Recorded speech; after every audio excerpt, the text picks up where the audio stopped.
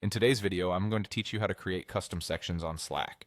Whether you're managing multiple projects or just want to organize your Slack workspace better, creating custom sections can be a great way to streamline workflows and improve your team's productivity. So let's dive right in. First, head over to Slack in your web browser or launch the Slack application on your desktop. Make sure you're signed into your account. If you're not already logged in, you might be prompted to enter your Slack credentials or select your Google account if you have that option for logging in. Once you're inside Slack, look towards the left sidebar, which shows the list of channels and direct messages. This is where you're going to create your custom sections. Scan through your sidebar and locate the three dots right next to the word Channels. Click on these dots to reveal more options. From the drop-down menu, look for and select the option labeled Create.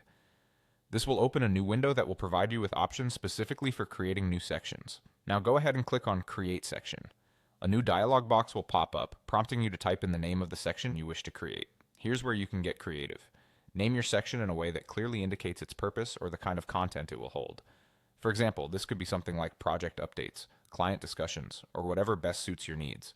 After naming your section, you'll now be asked to search for channels or direct conversations that you want to add to this new section.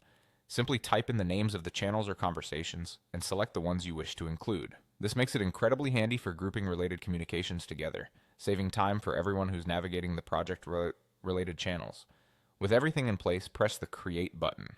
And just like that, your new section will appear in your sidebar, neatly organized and ready to help you maintain a structured and efficient workspace. Creating custom sections in Slack lets you organize your workspace in a way that suits your workflow best, keeping everything easily accessible and well arranged. You can create sections for projects, teams, clients, or whatever aids in your productivity. And that wraps up our guide on how to create custom sections on Slack.